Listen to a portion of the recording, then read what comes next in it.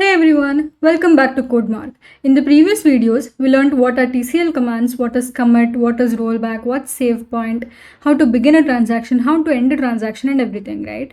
In this video, we will see what are the different types of constraints that are available and why do we actually need those constraints. What actually happens if you don't have those constraints and all, okay? So let's get started now. Okay. Let me ask you something. Let me ask you all something. Let me go to, let's say, payments table. Okay. Now here we have payments table. I'm going to ask you a question now. Let me insert a row below and let's say payment ID to be 50 and student ID to be something 9999 and let's say 500, let's say 2022-07-15 somewhat. Okay. I'll just be speaking about this row, so let me just okay. Now I've let's say I want to insert a row called 50 and who has a student ID as 9999.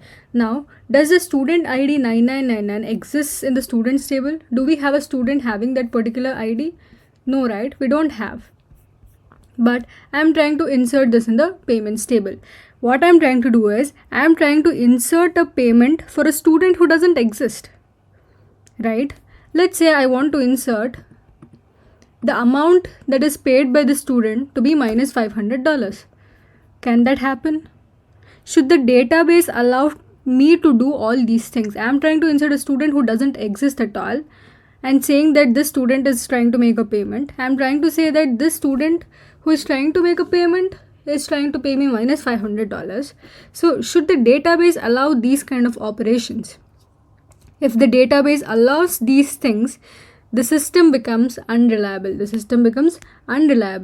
What we should understand is, in databases, we don't just store data, we store correct and meaningful data. What we should understand is, in databases, we don't just store data, we store correct and meaningful data. When data is correct and consistent, we say that the database has integrity. So integrity simply means data is accurate and logically valid.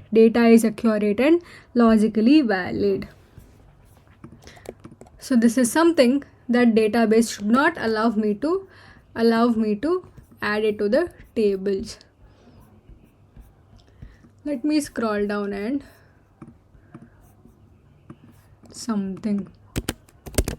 First we'll see what is entity integrity. We know that every row in a table must be uniquely identifiable, right? We know that every row in a table must be uniquely identifiable. When seeing about the students table, I explained you what this is completely, why we need this by taking an Aadhaar card example, right? So we know that every row in a table, all these are rows, so every row in a table must be uniquely identifiable. In relational databases, each row is called a record or a tuple. Each table is called a relation. So if a row cannot be uniquely identified, we cannot manage it properly. It becomes very difficult to manage. So let's imagine if two students have the same ID. How will we update one of them? If student ID is null, how do we identify that student? So we discussed all these things, right? That every row should be unique. So entity integrity means, or what does this ensure? Entity integrity ensures that each record has a unique and a non-null identifier. This is what entity integrity says us. Next, let's see what is referential integrity. What is referential integrity? Okay, now let's see what is referential integrity.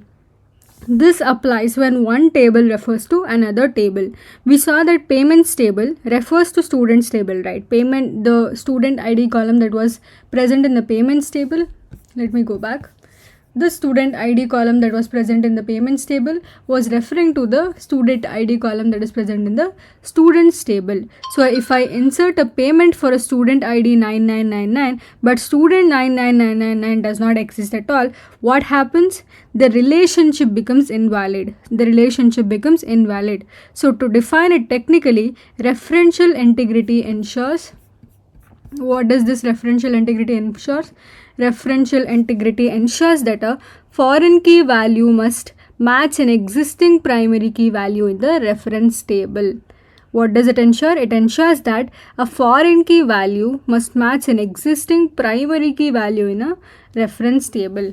Now, when I go again to the payments table, here every student ID that I have, this is a foreign key column, right? Student ID that's present in the payments table is a foreign key column. So every ID, every student ID that I have will match an existing ID that is present in the primary key column that it is referring to. So this is what we call as referential integrity. This is what we call as referential integrity.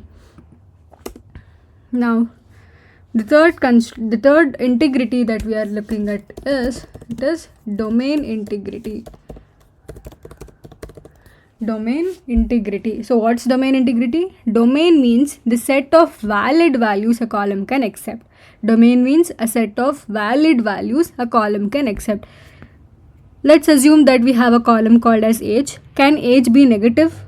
Can salary be minus $500? Can name be empty? So these are the things that domain integrity ensures, that each column must have, or each column contains valid and meaningful values. So what does domain integrity ensures is? It ensures that each column contains valid, meaningful values. Now, in the relational model, integrity rules are theoretical principles. What are integrity rules? Those are theoretical principles. What does it do? It defines what correct data means. It defines what correct data means. So what we should just think about these is, when it is row level, it means entity integrity. When it is table relationship level, it is referential integrity. When it is column level, it is domain integrity. Let me just add it.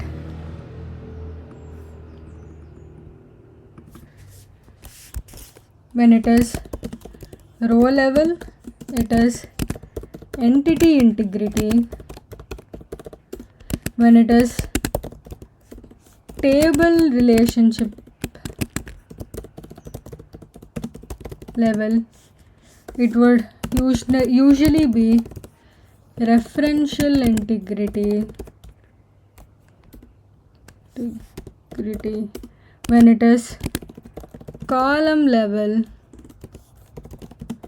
it is domain integrity. This is what is something that we'll have to keep in mind. So entity integrity ensures rows are uniquely identifiable. Referential integrity ensures relationship between the tables are valid, and domain integrity ensures individual column values are valid. Individual column values are valid. When all these rules are satisfied, the database remains consistent and reliable. The database remains consistent and reliable. So without integrity rules, a database is just a storage system. Without these integrity rules, a database can just be a storage system. With these integrity rules, it becomes a reliable information system. It becomes a reliable information system. Now, let's see what these means in practical example, using practical examples. Okay, let me just go to. Now, what I will do is, I will try inserting and let's see what error it gives me. What I'll do, I'll just copy this so that we don't have to write this again. I will insert something called as payment ID. Let me insert something called as 801, which is fine. Let me insert something called as 99999 and let me make it $100, which is fine. Okay, now let me run this command and see what error it gives me. Okay, now what I'm trying to do is, I'm trying to insert a payment saying that this particular student has done this much amount of payment on this date, but the student doesn't exist at all. When you see select star from student, you don't have any student who has a student ID of 9999. So this student doesn't exist at all. So I am trying to make a payment for a student who doesn't exist. So this should throw me an error. What is it giving? Key student ID 99999 is not present in table students. So this is what we saw for referential integrity. What did we see for referential integrity? We saw that referential integrity ensures that a foreign key value must match an existing primary key value. This is a foreign key. Student ID is a foreign key that's present in payments table, which should exist in where? Which should exist in the students table student ID column, which is a primary key. So this is what we called as referential integrity. Now let me say I am inserting this to be null. I am inserting this to be null, and let me correct this. Let me correct this saying student ID as 1, and let me say we have inserted $100. We have inserted $100. Let me run this. It says null value in column payment ID of a relation payments violates not null constraint. Failing row contains null 100 2022 715. What is this?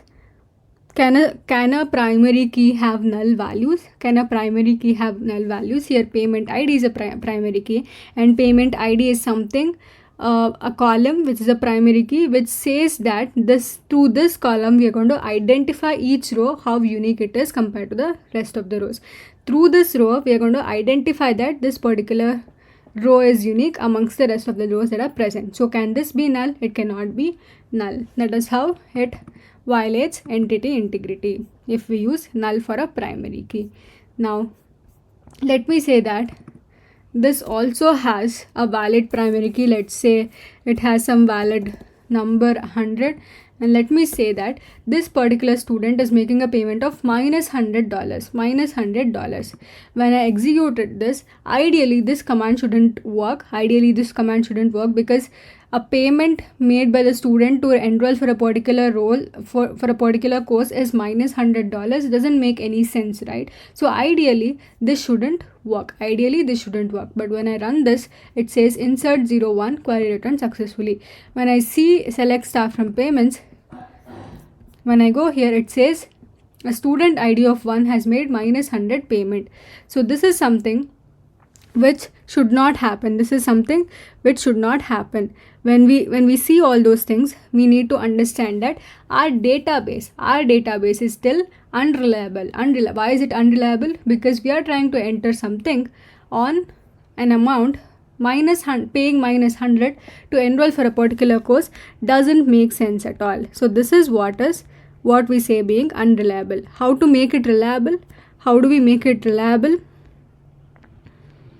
By defining certain rules. How do we make it reliable? By defining certain rules. So that is how we make things reliable. We understood what correctness in a database means. We said data must have identity, it must have valid relationships, and it must have all the meaningful values. It cannot have -100 here. We understood that it should have meaningful values. But here's the real question. How does the database actually enforce these rules? Meaning, we cannot just tell the database, please maintain integrity. We cannot just tell the database, maintain integrity. We must define rules inside the database. And now, these rules are called as constraints. Let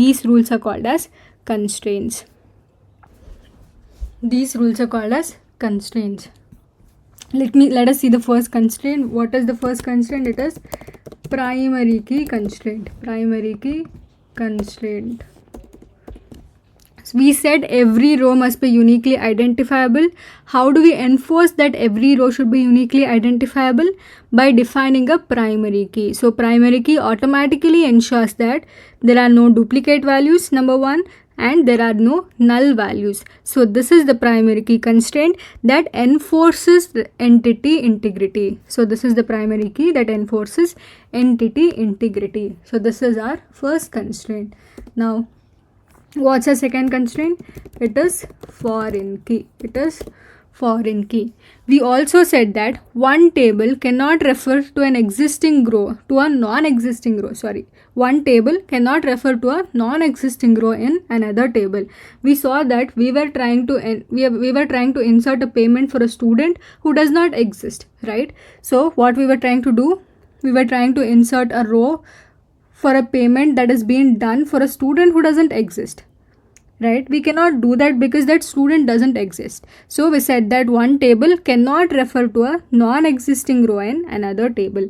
How do we enforce that? By using foreign key. When we define a foreign key, the database checks that the referenced value exists in a parent table. When we define a foreign key, what does the database do? It checks that the referenced value exists in parents table. When we saw payments table here,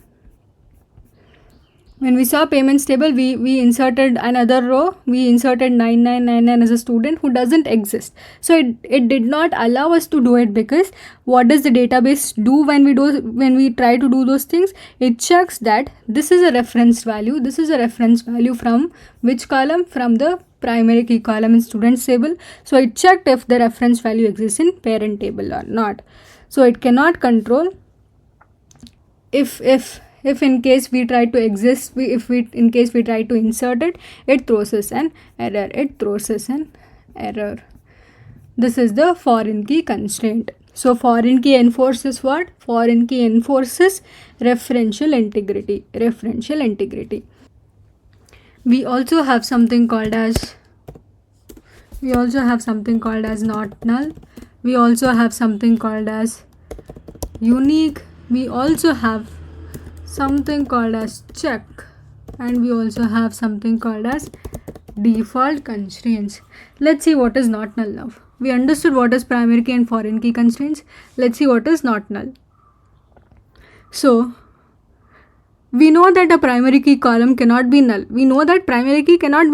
But what if a column is not a primary key, yet it should not be empty? For example, we have a student name column. Can a student exist without a name? They'll say no, right? We use not null to prevent empty values to those kind of columns where it is not a primary key column, but even though it is not a primary key column, it shouldn't be null. So that is where this not null constraint comes into picture. Next, we also have unique constraint. What is unique constraint? What if a column is not a primary key but still should not repeat? For example, we have a column called as email address in the students table, right? So two students shouldn't share the same email address. Two students cannot have same email address, right? But that is not a primary key column. So it is not a primary key column, but still it should not repeat. It should not have duplicate values. That is where unique constraint comes into picture. Now let's see about check. What if we want to restrict values based on a condition? Salary must always be positive. Marks must always be between 0 and 100. A person cannot take minus 20 marks, right? Age must always be greater than 0. So these are the constraints that we have. So these are the things that we should be checking, right? So we should restrict values. Based on some condition.